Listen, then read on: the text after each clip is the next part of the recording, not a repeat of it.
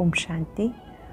आज 24 अप्रैल 2022 के अव्यक्त महावाक्य हैं जिनकी ओरिजिनल डेट है 31 मार्च 1990। आज बाबा बच्चों को रहम दिल और बेहद की वैराग वृत्ति इसकी बहुत ही विस्तार पूर्वक बहुत गुह्य समझानी दे रहे हैं। बाबा लवफुल भी है, मर्सीफुल है।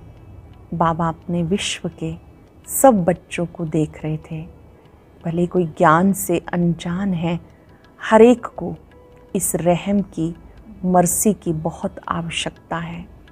भले ही बाबा के कोई सगे बच्चे हैं, लगे बच्चे हैं, बाबा को पहचानते हैं, नहीं पहचानते हैं, सभी को इस रहम की बहुत आवश्यकता है। लेकिन रहम भी कौन सा होना चाहिए?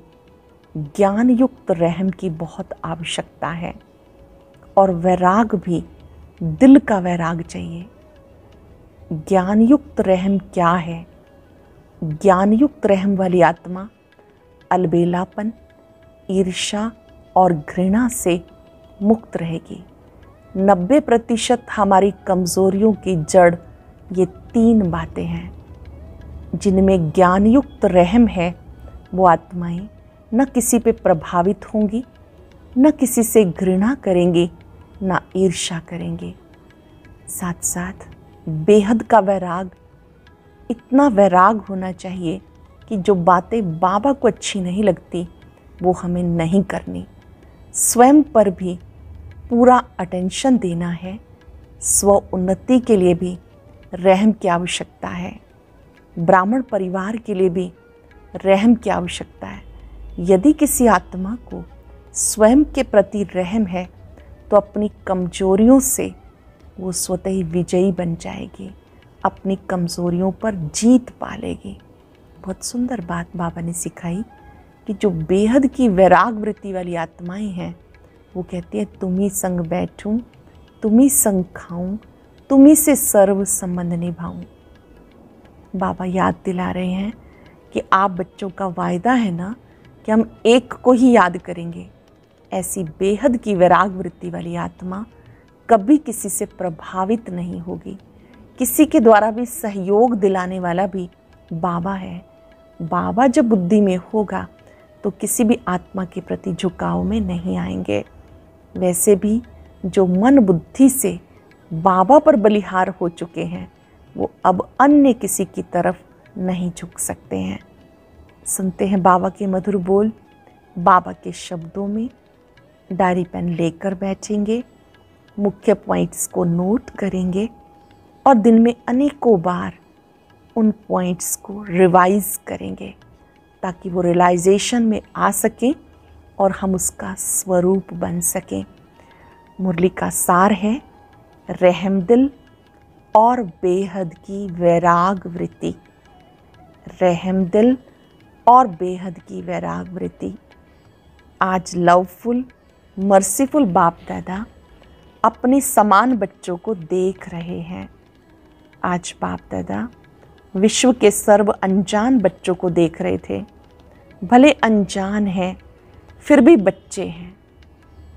बाप दादा के संबंध से सर्व बच्चों को देखते हुए क्या अनुभव किया कि मेजॉरिटी आत्माओं को समय प्रति समय किसी न किसी कारण से जाने अनजाने भी वर्तमान समय मर्सी अर्थात रहम की, दया की आवश्यकता है। और आवश्यकता के कारण ही मर्सीफुल बाप को याद करते हैं।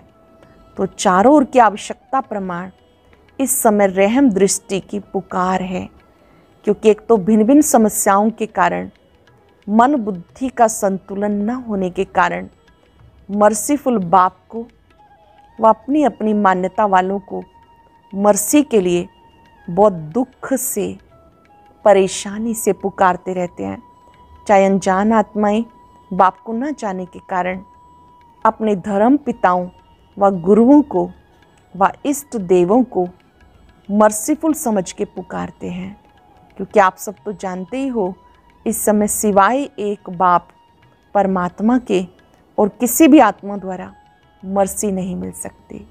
सिवाय बाबा के किसी के द्वारा हमें मर्सी नहीं मिल सकती, भले बाप उनकी इच्छा पूर्ण करने के कारण, भावना का फल देने के कारण किसी भी इष्ट को व महान आत्मा को निमित्त बना दे, लेकिन दाता एक है।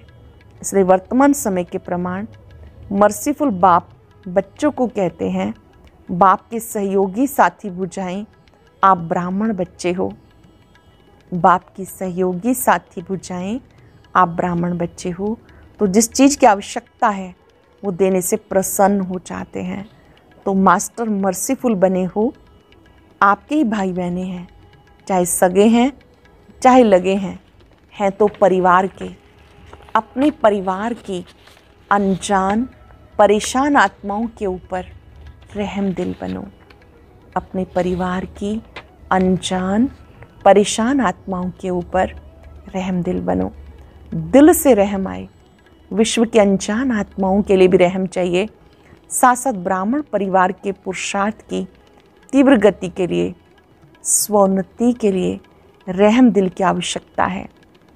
ब्राह्मण परिवार की तीव्र गति के लिए, स्वोन्नति के लिए भी रहम दिल की आवश्यकता है। स्वोन्नति के लिए स्वयं पर जब रहम दिल बनते हैं तो रहम दिल आत्मा को सदा बेहद की वैराग वृत्ति स्वतः ही आती है। स्वयं के प्रति भी रहम हो कि मैं कितनी ऊंच से ऊंच बाप की वही आत्मा हूँ, ऊंचे से ऊंचे बाप की मैं वही आत्मा हूँ, वही बाप समान बनने के लक्ष्यधारी हूँ। उसी प्रमाण ओरिजिनल श्रेष्ठ स्वभाव व संस्कार में अगर कोई कमी है तो अपने ऊपर दिल का रहम कमियों से वैराग दिलाएगा। अपने ऊपर किया गया रहम कमियों से वैराग दिलाएगा। बाप दादा आज यही रूहान कर रहे थे कि सब बच्चे नॉलेज में बहुत होशियार हैं, पॉइंट रूप तो बन गए, लेकिन हर कमज़ोरी को जानने के पॉइंट्स हैं। जानते भी हैं कि ये होना चाहिए, करना नहीं चाहिए, ये जानते हुए भी पॉइंट स्वरूप बनना, और जो कुछ व्यर्थ देखा सुना अपने से हुआ उसको फुल स्टॉप की पॉइंट लगाना नहीं आता। पॉइंट्स बहुत है लेकिन पॉइंट लगाना मतलब फुल स्टॉप लगाना नहीं आता। पॉइंट्स तो हैं लेकिन पॉइंट स्वरूप बनने के लिए विशेष क्या आवश्यकता है? अपने ऊपर रहम, औरों के ऊपर रहम। भक्ति मार्ग में सच्चे भक्त होंगे व आप भी सच्चे भक्त बने हो, आत्मा में रिकॉर्ड भरा हुआ है ना, तो सच्चे भक्त सदा रहम दिल होते हैं। इसलिए वो पाप कर्म से डरते हैं। बाप से नहीं डरते, पाप से डरते हैं। इसलिए कई पाप कर्म से बचे हुए रहते हैं। तो ज्ञान मार्ग में जो यथार्थ रहम दिल है उसमें 3 बातों से किनारा करने की शक्ति होती है। चेक कर लेंगे अपने आप को कि 3 बातों से किनारा करने की शक्ति है। जिसमें रहम नहीं होता वो समझते हुए जानते हुए 3 बातों के परवश बन जाते हैं। वो 3 बातें हैं अलबेलापन, ईर्ष्या और घृणा। कोई भी कमज़ोरी व कमी का कारण 90% ये तीनों बातें हैं। और जो रहमदिल होगा वह बाप के साथी धर्मराज की सज़ा से किनारा करने की शुभ इच्छा रखते हैं। जो रहमदिल होगा वो बाप के साथी धर्मराज की सज़ा से किनारा करने की शुभ इच्छा रखते हैं। जैसे भक्त डर के मारे अलबेले नहीं होते, ऐसे ब्राह्मण आत्माएं बाप के प्यार के कारण धर्मराजपुरी से क्रॉस न करना पड़े इस मीठे डर से अलबेले नहीं होते। बाप का प्यार उससे किनारा करा देता, अपने दिल का रहम अलबेलापन समाप्त कर देता है। अंडरलाइन करेंगे, जिन्हें स्वयं से प्यार है वो कभी अलबेले नहीं हो सकते। दिल का रहम अलबेलापन समाप्त कर देता है। जब अपने प्रति रहम भावना आती है तो जैसी वृत्ति वैसी स्मृति, वैसी सर्व ब्राह्मण सृष्टि के प्रति स्वतः ही रहम दिल बनते हैं। यह यथार्थ ज्ञान युक्त रहम। बिना ज्ञान के रहम कभी नुकसान भी करता है। बिना ज्ञान के रहम कभी नुकसान भी करता है, लेकिन ज्ञान युक्त रहम कभी भी किसी आत्मा के प्रति ईर्ष्या व घृणा का भाव दिल से उत्पन्न करने नहीं देगा। ज्ञान युक्त रहम के साथ साथ स्वयं की रूहानियत का रुहाब भी अवश्य होता है। अकेला रहम नहीं होता, रहम और रोहाब दोनों का बैलेंस रहता है। अगर ज्ञानयुक्त रहम नहीं, साधारण रहम है, तो किसी भी आत्मा के प्रति, चाहे लगाव के रूप में, चाहे किसी भी कमजोरी से, उसके ऊपर प्रभावित हो सकते हैं। प्रभावित भी नहीं होना, ना घृणा चाहिए ना ही प्रभावित चाहिए, क्योंकि आप तन मन बुद्धि सहित बाप के ऊपर प्रभावित हो चुके हो। क्योंकि तन मन बुद्धि सहित बाप के ऊपर प्रभावित हो चुके हो। जब मन बुद्धि एक की तरफ, ऊंचे से ऊंचे की तरफ हो चुकी, फिर दूसरे के ऊपर प्रभावित कैसे हो सकते हो? अगर दूसरे के ऊपर प्रभावित होते हो तो उसको क्या कहेंगे? दी हुई वस्तु को फिर से स्वयं यूज करना, उसे कहते हैं अमानत में ख़यानत। दी हुई वस्तु को फिर से यूज करना, उसे कहते हैं अमानत में ख़यानत। जब मन बुद्धि दे दिया तो फिर आपकी रही कहाँ जो प्रभावित होते हो? बाप के हवाले कर दिया या आधी रखी है? आधी दी, आधी रखी। जिन्होंने फुल दे दी वो हाथ उठाओ। देखो, ब्राह्मण जीवन का फाउंडेशन, महामंत्र क्या है? मन मना भव। तो मन मना भव नहीं हुए हो।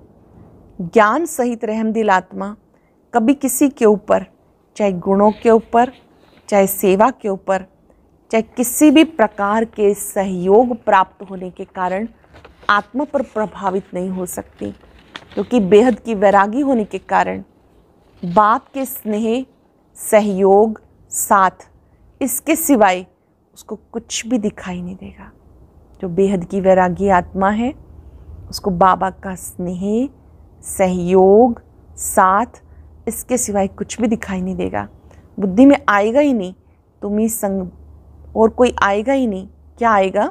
तुम ही संग बैठूं, तुम ही संग खाऊं, तुम ही संग सोऊं, तुम ही संग सेवा करूं, तुम ही के संग कर्म योगी बनूं। यही स्मृति सदा उस आत्मा को रहती है। भले कोई श्रेष्ठ आत्मा द्वारा सहयोग मिलता भी है, उसका भी दाता कौन? भले कोई आत्मा आपको सहयोग देती है, उसको भी निमित्त बनाने वाला कौन? तो एक बाप की तरफ ही बुद्धि जाएगी ना। सहयोग लो, लेकिन दाता कौन है ये कभी भूलना नहीं चाहिए। श्रीमत एक बाप की है। कोई निमित्त आत्मा आपको बाप की श्रीमती स्मृति दिलाती है तो उसकी श्रीमत नहीं कहेंगे, बाप की श्रीमत को फॉलो कर औरों को भी फॉलो कराने के लिए स्मृति दिलाती है। निमित्त आत्माएं, श्रेष्ठ आत्माएं कभी ये नहीं कहेंगी कि मेरी मत पे चलो। निमित्त आत्माएं कभी नहीं कहेंगी मेरी मत पे चलो, मेरी मत ही श्रीमत है, ये नहीं कहेंगी। श्रीमत की फिर से स्मृति दिलाते, इसको कहते हैं यथार्थ सहयोग लेना, सहयोग देना। दीदी की, दादी की श्रीमत नहीं कहेंगे। निमित्त बनने की श्रीमत की शक्ति, निमित्त बनने वाली आत्मा श्रीमत की स्मृति दिलाती है। इसलिए कोई भी आत्मा के ऊपर प्रभावित नहीं होना। अगर किसी भी बात में किसी पे प्रभावित होते हैं, चाहे उसके नाम की महिमा पर, रूप पर, किसी की विशेषता पर, तो लगाव के कारण, प्रभावित होने के कारण बुद्धि वहाँ अटक जाएगी। अटेंशन देंगे। किसने आपको सहयोग दिया, बाबा से बुद्धि हटी, उस आत्मा में अटक गई, उसके स्थान पर याद करें इस आत्मा के द्वारा सहयोग देने वाला बाबा है। अगर बुद्धि अटक गई तो उड़ती कला नहीं हो सकती। अपने ऊपर भी प्रभावित होते हैं। मेरी बहुत अच्छी प्लानिंग बुद्धि है, मेरा ज्ञान बहुत स्पष्ट है, मेरी जैसी सेवा और कोई कर नहीं सकता, मेरी इन्वेंशन बुद्धि है, गुणवान हूँ, ये अपने ऊपर भी प्रभावित नहीं होना है। विशेषता है, प्लानिंग बुद्धि है, लेकिन सेवा के निमित्त किसने बनाया? सेवा के निमित्त बनाने वाला कौन? मालूम था क्या कि सेवा क्या होती है? इसलिए स्व उन्नति के लिए यथार्थ ज्ञान युक्त रहमदिल बनना बहुत आवश्यक है। स्वोन्नति के लिए यथार्थ ज्ञान युक्त रहमदिल बनना बहुत आवश्यक है। फिर वह ईर्ष्या घृणा समाप्त हो जाती है। तीव्र गति की कमी का मूल कारण यही है, ईर्ष्या व घृणा पर, ईर्ष्या व घृणा या प्रभावित होना। तीव्र गति क्यों नहीं है? मन ही मन कहीं ना कहीं ईर्ष्या करते हैं, घृणा करते हैं या प्रभावित हो जाते हैं, चाहे अपने ऊपर चाहे दूसरों के ऊपर। चौथी बात सुनाई, अलबेलापन। ये तो होता ही है, टाइम पे तैयार हो जाएंगे, यह है अलबेलापन। बाप दादा ने एक हंसी की बात पहले भी सुनाई, ब्राह्मण आत्माओं के दूर की नज़र बहुत तेज है, नज़दीक की नज़र थोड़ी कमज़ोर है, इसलिए दूसरों की कमी जल्दी दिखाई देती है, अपनी कमी देरी से दिखाई देती है। दूसरों की जल्दी दिखाई देती है, अपनी देरी से दिखाई देती है। तो रहम की भावना लवफुल भी हो, मर्सीफुल भी हो, इससे दिल से वैराग आएगा। रहम की भावना का अर्थ है लवफुल भी हो, मर्सीफुल भी हो, इसी से दिल का वैराग आएगा। जिस समय सुनते हैं वह बट्ठी होती है, रूहान होती है, उस समय सब समझते हैं कि ऐसे ही करना है। वह अल्पकाल का वैराग होता है, दिल का नहीं होता। जो बाप को अच्छा नहीं लगता उससे दिल से वैराग आना चाहिए। दिल का वैराग क्या है कि जो चीज़ें बाबा को पसंद नहीं वो मुझे नहीं करनी है, दृढ़ता से नो कह सकें। बेहद की वैराग वृत्ति का हल चलाओ, बेहद की वैराग वृत्ति का हल चलाओ, रहम दिल बनो। कई बच्चे बहुत अच्छी बातें सुनाते हैं, अटेंशन देंगे। जो बाबा को अच्छा नहीं लगता उससे दिल से वैराग आना चाहिए। अपने आप को भी अच्छा नहीं लगता, लेकिन बेहद की वैराग वृत्ति का हल चलाओ, रहम दिल बनो।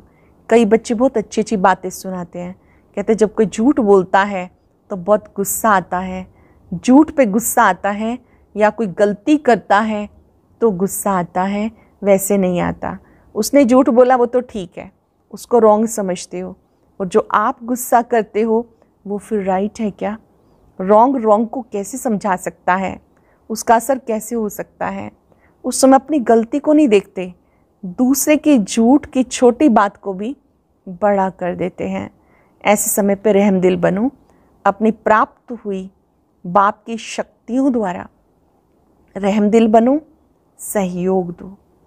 प्राप्त हुई बाप की शक्तियों द्वारा रहम दिल बनो, सहयोग दो। लक्ष्य अच्छा रखते हो कि उनको झूठ से बचा रहे हैं, लक्ष्य अच्छा है, उसके लिए मुबारक हो, लेकिन रिजल्ट क्या निकली? वह भी फेल, आप भी फेल। तो फेल वाले फेल को क्या पास कराएंगे? कई फिर समझते हैं हमारी जिम्मेवारी है उसको अच्छा बनाना, आगे बढ़ाना, लेकिन जिम्मेवारी निभाने वाला पहले अपनी जिम्मेवारी उस समय निभा रहे हो या दूसरे की निभाते हो? अपनी जिम्मेवारी निभा रहे हो या दूसरे की निभाते हो? कई निमित्त टीचर बनते हैं, समझते हैं छोटों के लिए हम जिम्मेवार हैं, इनको शिक्षा देनी है, सिखाना है, लेकिन सदा ये सोचो यथार्थ नॉलेज सोर्स ऑफ इनकम होगी। अगर आपने शिक्षक की जिम्मेवारी से शिक्षा दी तो पहले देखो उस शिक्षा से दूसरे की कमाई जमा हुई, सोर्स ऑफ इनकम हुआ या सोर्स ऑफ गिरावट हुई। इसलिए बाप दादा कहते कोई भी कर्म करते हो तो त्रिकालदर्शी की स्थिति में स्थित होके करो। सिर्फ वर्तमान ही देखो, इसने ये किया इसलिए कहा, लेकिन उसका भविष्य परिणाम क्या होगा वो भी देखो। जो पास्ट आदि अनादि स्थिति ब्राह्मण आत्माओं की थी, अब भी है, आगे भी रहेगी, उस प्रमाण है। आदि अनादि स्थिति जो हम ब्राह्मण आत्माओं की थी वो अभी है या नहीं, तीनों काल चेक करो। तो समझा बाप दादा क्या चाहते हैं? स्वोन्नति तो करेंगे, लेकिन परिवर्तन क्या लाएंगे? चाहे महारथी हो चाहे नए हो, बाप दादा की एक ही शुभ आश है, जितना चाहते हैं उतना भी हुआ नहीं है, जितना चाहते हैं उतना भी हुआ नहीं। रिजल्ट तो सुनाएंगे ना। बाप दादा अल्पकाल का वैराग नहीं चाहते, निजी वैराग आए, जो बाबा को अच्छा नहीं लगता वो नहीं करना, नहीं सोचना। निजी वैराग आए, अंतःकरण से आए, जो बाबा को अच्छा नहीं लगता वो नहीं करना, वो नहीं सोचना, नहीं बोलना। इसको बाप दादा कहते दिल का प्यार। अभी मिक्स है, कभी दिल का प्यार, कभी दिमाग का प्यार। माला का हर एक मणका हर एक मणके के समीप हो, स्नेही हो, प्रगति के लिए सहयोगी हो। इसलिए माला रुकी हुई है, क्योंकि माला तैयार होना अर्थात युगल दाने के समान एक दो के समीप स्नेही बनना, पहले 108 की माला बने तब दूसरी बने। बाप दादा बहुत बार माला तैयार करने के लिए बैठते हैं, लेकिन अभी पूरी नहीं हुई है। मणका मणके के समीप तब आता है, अर्थात बाप उसको पिरोता तभी है जब उस मणके को 3 सर्टिफिकेट हो। मणका मणके के समीप आए, बाबा उस मणके को कब पिरो सकते हैं? जब उसके पास 3 सर्टिफिकेट हों। बाप पसंद, ब्राह्मण परिवार पसंद और अपने यथार्थ पुरुषार्थ पसंद। तीनों बातें चेक करो। मन का हाथ, तीनों बातें चेक करते तो मन का हाथ में रह जाता है, माला में नहीं आता। तो इस वर्ष कौन सा स्लोगन याद रखेंगे? त्रिमूर्ति बाप और विशेष तीनों संबंध द्वारा 3 सर्टिफिकेट लेने हैं। औरों को भी दिलाने में सहयोगी बनना है। माला का समीप मणका बनना ही है। तो सुना स्वोन्नति क्या करनी है? जैसे ब्रह्मा बाप का फाउंडेशन नंबर 1 परिवर्तन में क्या रहा? बेहद का वैराग। जो बाबा ने कहा वो ब्रह्मा ने किया, इसलिए विन करके वन बन गए। ब्रह्मा बाबा ने वही किया जो शिव बाबा ने कहा, इसलिए 1 नंबर चले गए, विन किया। अच्छा, बाप दादा रिजल्ट देखेंगे, हर एक अपने को देखे, दूसरे को नहीं देखना। कई समझते हैं सीजन का आज लास्ट डे है, इसलिए बाप दादा कहते लास्ट नहीं, माला बनने का फास्ट सीजन का दिन है। सभी को चांस है। अभी माला के मणके पिरोए नहीं, फिक्स नहीं हुए, 3 सर्टिफिकेट लो और पिरो जाओ। जितना प्रत्यक्ष सबूत देने वाले प्रत्यक्ष चेहरे, जितना प्रत्यक्ष सबूत देने वाले प्रत्यक्ष चेहरे और चलन में देखेंगे, उतना फिर से नई रंगत देखेंगे। अगर आप भी वही के वही रहे तो रंगत भी वही की वही रही। इसलिए अपने में नवीनता लाओ, परिवार में तीव्र पुरुषार्थ की नई लहर लाओ, फिर आगे चलकर कितने वंडरफुल नज़ारे देखेंगे। तो अब तक रहा हुआ वह बीत, अब तक जो हुआ वह बीता। अब हर कर्म में नया उमंग उत्साह, इन पंखों से उड़ते चलो। हर कर्म में नया उमंग उत्साह, इन पंखों से उड़ते चलो। बाकी जिन्होंने भी जो सेवा में सहयोग दिया, अपना भाग्य जमा किया, वो अच्छा किया। चाहे देश चाहे विदेश, चारों ओर के सेवाधारियों ने सेवा की। इसलिए सेवाधारियों को बाप दादा सदा कहते हैं सेवाधारी, अर्थात गोल्डन चांस का भाग्य लेने वाले। अब इस भाग्य को जहाँ भी जाओ वहाँ बढ़ाते जाना, कम नहीं होने देना। थोड़े समय का चांस सदा के लिए तीव्र पुरुषार्थ का गोल्डन चांस दिलाता रहेगा। सेवाधारी भी जो चले गए अथवा जो जा रहे हैं, सबको मुबारक हो।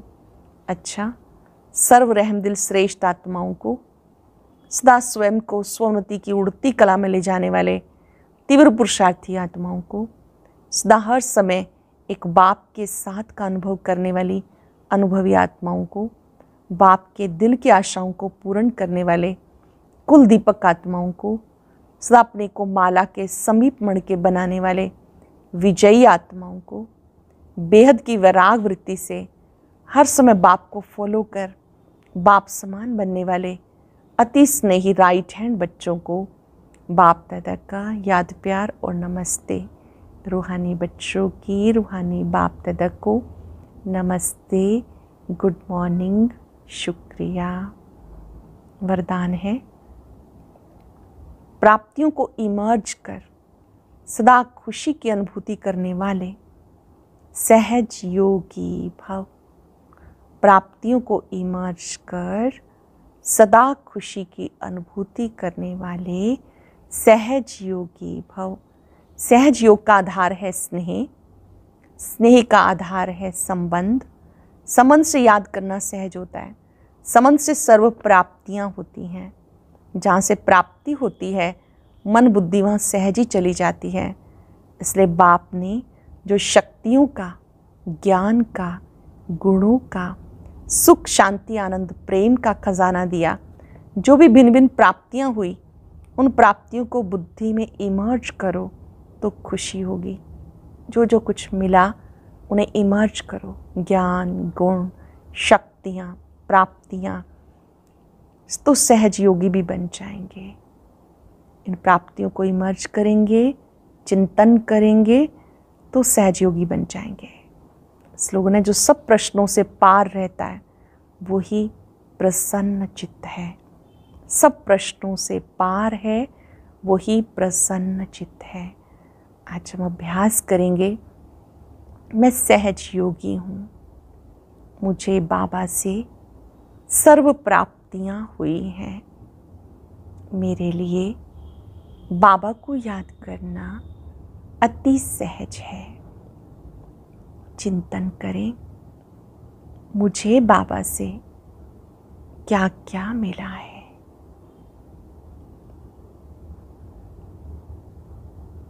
एक एक प्राप्ति को इमर्ज करें। मुझे बाबा से ज्ञान मिला, खुशी मिली, शक्ति मिली, सर्व संबंधों का रस मिला।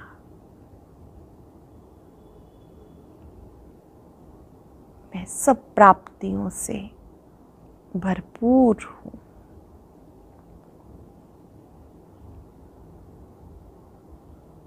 बाबा से वायदा करें, जो बातें बाबा को अच्छी नहीं लगती वो मुझे नहीं करनी। अंतःकरण से ज्ञान युक्त रहम, बेहद का वैराग इमर्ज करें।